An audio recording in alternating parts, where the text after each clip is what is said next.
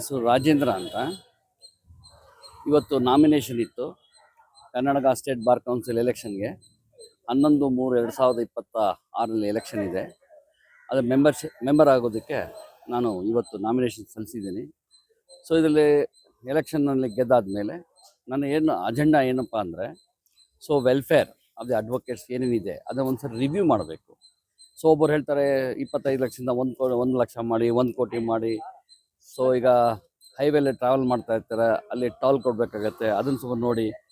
So ಅಲ್ಲಿ ಕೆಲವೊಂದು ವ್ಯವಸ್ಥೆಗಳನ್ನ ಮಾಡಿಲ್ಲ ರಿಮೋಟ್ ಪ್ಲೇಸಲ್ಲಿ, ಎಲ್ಲಿ ನಮ್ಮ ಕೋರ್ಟ್ಸ್ಗಳಿದೆ. ಸೊ ಅದನ್ನೆಲ್ಲ ನಾವು ಒಂದು ರಿವ್ಯೂ ಮಾಡಿ ಕನ್ಕ್ಲೂಷನ್ ಬಂದು ಏನು ಮಾಡ್ಬೋದು for welfare of our advocate ಫ್ರೆಟರ್ನಿಟಿಗೆ, ಅದನ್ನು ನೋಡಿ ನಾನು ಮಾಡ್ತೀನಿ. Thank you very much. ಎಲ್ಲ ಇದು ಕರ್ನಾಟಕದ ಮಾತ್ರ, ಓನ್ಲಿ ಕರ್ನಾಟಕ, ಫ್ರಮ್ ಬೀದರ್, ಗುಲ್ಬರ್ಗ, ರಾಯಚೂರಿಂದ ಹಿಡಿದು ಈ ಕಡೆ ಕಾರವಾರ, ಮಂಗಳೂರಿಂದ ಹಿಡಿದು ಆ ಕಡೆ ಕೊಳ್ಳೇಗಾಲ, ಮೈಸೂರು, ಮಂಡ್ಯ, ಮದ್ದೂರು, ಬೆಂಗಳೂರು ಜಿಲ್ಲೆ ರೂರಲ್ಲು, ಚಿಕ್ಕಬಳ್ಳಾಪುರ, ದೊಡ್ಡಬಳ್ಳಾಪುರ ಎಲ್ಲದೂ ಕವರ್ ಆಗುತ್ತೆ.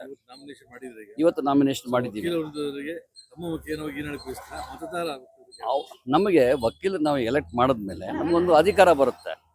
ಸೊ ಅಧಿಕಾರ ಬಂದಾಗ ಏನೇನು ಬೆನಿಫಿಟ್ ಇದೆ, ಪೆಂಡಿಂಗ್ ಏನಿದೆ, ಬ್ಯಾಕ್ಲಾಗ್ ಇದೆ, ಅವ್ರ ಗ್ರೀವೆನ್ಸಸ್ಗಳೇನು ನಮ್ಮ ವಕೀಲರದ್ದು, ಅದನ್ನೆಲ್ಲ ಕಲೆಕ್ಟ್ ಮಾಡಿ, ಡಾಟಾ ಕಲೆಕ್ಟ್ ಮಾಡಿ ಒಂದು ಇಚ್ಛಾರ್ಥಕ್ಕೆ ಬರೋಕ್ಕಾಗತ್ತೆ. ಸುಮ್ಮನೆ ಈಗ ನಾನು ಅಶ್ಯೂರೆನ್ಸ್ ಕೊಟ್ಟು ಅದನ್ನು ಮಾಡ್ತೀನಿ, ಇದನ್ನು ಮಾಡ್ತೀನಿ, ಈಗ ಎಲೆಕ್ಷನ್ ಗೆದ್ಮೇಲೆ ತಪ್ಪಾಗತ್ತೆ.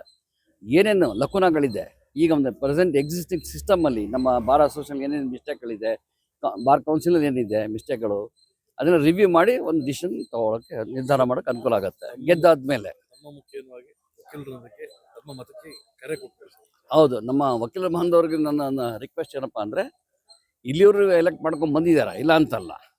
ಸೊ ನೀವು ಯಾರಿಗೆ ಸೆಲೆಕ್ಟ್ ಮಾಡ್ತೀವಿ ಅವ್ರಿಗೂ ಸೆಲೆಕ್ಟ್ ಮಾಡಿ, ಆದರೆ ನಮಗೊಂದು ಆಪರ್ಚುನಿಟಿ, ಒಂದು ಅವಕಾಶ ಕೊಡಿ ನಿಮ್ಮ ಸೇವೆ ಮಾಡೋದಕ್ಕಿಂತ ನಾನು ನನ್ನ ವಿನಂತಿಸ್ಕೊಳ್ತೀನಿ.